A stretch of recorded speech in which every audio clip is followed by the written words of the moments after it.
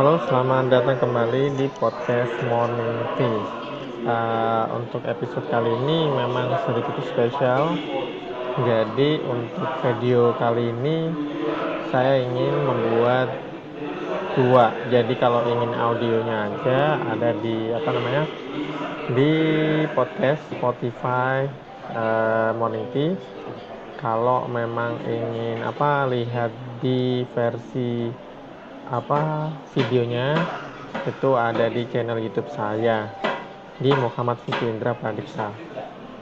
Oke, seperti yang saya informasikan sebelumnya, jadi kalau untuk setiap Senin spesial, jadi itu akan saya lebih sharing tentang pekerjaan saya, my work in progress, apa yang lagi saya kerjakan baik di bidang kerjaan profesional full time atau sifatnya nggak full time atau lebih ke nulis gitu. Nah, untuk episode kali ini saya ingin sharing tentang apa yang saya lakukan, apa yang dokumen-dokumen apa yang saya siapkan ketika ingin registrasi sebuah produk di BPOM. Jadi kalau bagi yang belum tahu, meskipun di quality assurance saya ini punya responsible untuk mendaftarkan atau perpanjangan produk maupun produk impor maupun local production di BPOM agar mendapatkan nomor MD atau ML number. Nah, bagi yang belum tahu nomor MD atau nomor ML number itu adalah nomor yang diterbitkan oleh BPOM khusus untuk menjamin produk-produk yang dijual retail terregistrasi di BPOM. Oke, itu aja. Nah, biasanya langsung masuk di dokumennya apa aja. Jadi ini saya sudah merangkum. Saya sudah membuat rangkuman dokumen apa aja yang memang saya perlukan, yang biasanya saya siapkan untuk mendaftarkan atau registrasi sebuah produk di BPOM. Jadi totalnya ini ada 12 dokumen yang saya siapkan, tapi ini tergantung di produk dalam negeri atau lokal produk atau impor. Jadi ada perbedaan. Kalau lokal agak lebih simple atau sederhana, sedangkan untuk produk-produk impor itu agak banyak dan cukup kompleks. Itu. Jadi mungkin saya menjelaskan singkat untuk di produk-produk dalam negeri atau yang diproduksi di manufacture di Indonesia sendiri. Jadi ini yang saya tanda blok kuning itu totalnya ada 7 dokumen yang mesti kita persiapkan dalam atau sebelum mendaftarkan sebuah produk di BPOM. Yang pertama adalah hasil analisa. Hasil analisa ini maksudnya apa? Hasil analisa itu hasil produk kita diujikan di external lab yang terakreditasi. Apa aja yang diuji? Ada 2, mikrobiologi sama logam berat. Nah, untuk masing-masing apa yang mesti diuji. Kalau mikro biasanya itu yang paling wajib adalah salmonella minimal 5 kali itu wajib. Selebihnya enggak, jadi kayak coliform terus E. coli enggak, tapi kalau di sistem yang paling wajib adalah salmonella sebanyak 5 kali dan hasilnya harus negatif. Itu yang pertama untuk di hasil analisa mikrobiologi. Nah, untuk yang di logam berat atau heavy metal itu ada 4 kalau nggak salah. PB, CD, HG, SN. PB, AS, HG, CD, SN. Nah, ada 5. Saya ulangin, kalau yang untuk logam berat ada 5. Yang pertama adalah PB, AS, HG, CD, SN. Ada 5. Untuk masing-masing standarnya nanti bisa dicek di BPOM karena tergantung produknya apa yang didaftarkan. Jadi masing-masing punya standar. Nah, itu yang pertama, syarat pertama. Yang kedua adalah komposisi atau ingredient list.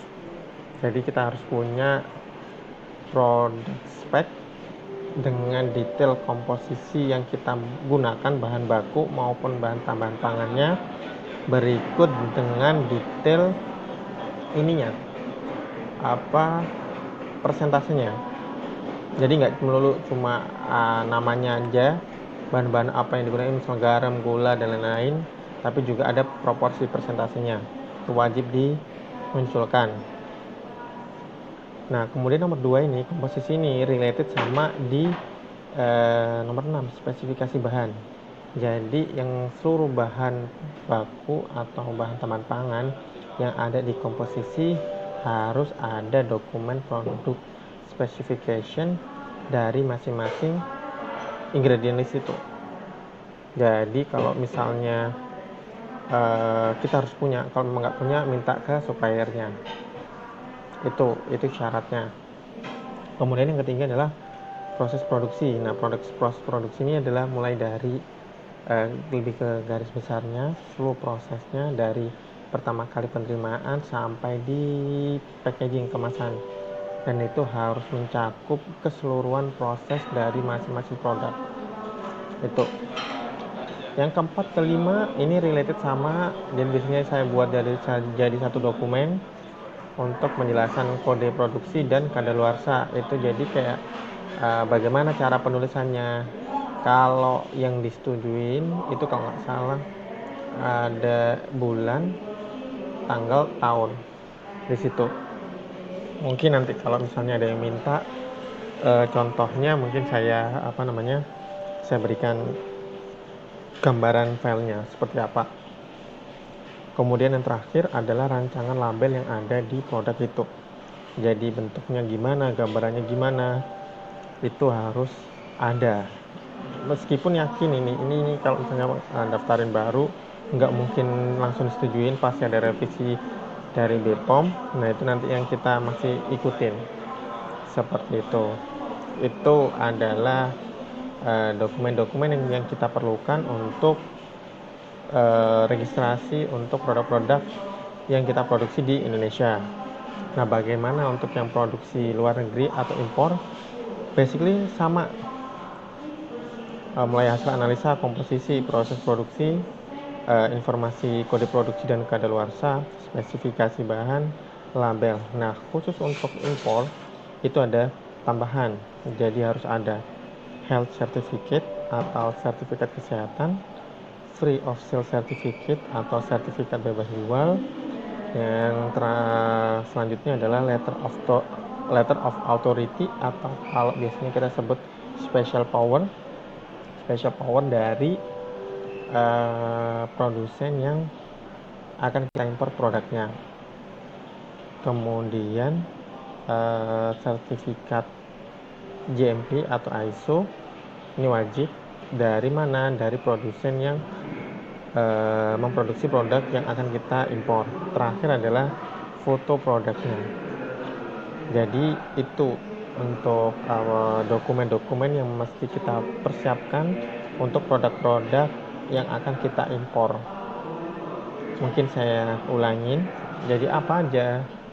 Mulai dari hasil analisa, komposisi, proses produksi, informasi kode produksi dan kadaluarsa. Keenam, spesifikasi masing-masing ingredient list. Yang ketujuh, rancangan label. Nah, khusus untuk produk-produk impor itu ada sertifikat kesehatan atau health certificate, sertifikat bebas jual atau free sale. Yang ke-10 adalah special power atau surat penunjukan. Nah, untuk ketiga ini ada yang terlewat, saya harus sudah ditanda tangan oleh kamar dagang setempat atau local authority dari masing-masing produsen yang akan kita impor. Untuk contohnya mungkin nanti bisa saya share kalau misalnya ada yang memerlukan. Yang ke-11 adalah sertifikat ISO 22000 atau sertifikat FSSC, nggak ada masalah, semua bisa. Yang terakhir adalah foto produk. Nah, itu jadi kalau misalnya ada yang di sini pengen bingung dokumen apa yang akan kita perlukan nih kalau untuk registrasi sebuah produk, yaitu totalnya ada 12 dokumen. Tuh, itu dokumen atau persyaratan dasar yang kita perlukan untuk registrasi produk di BPOM. Itu aja untuk episode kali ini, semoga bermanfaat. Seperti yang saya informasikan sebelumnya, khusus untuk Senin nantinya saya akan sharing tentang update progres yang related dengan pekerjaan saya. Itu aja, terima kasih bagi yang sudah mendengarkan atau menonton video ini. Terima kasih, sampai jumpa di episode-episode selanjutnya. Terima kasih.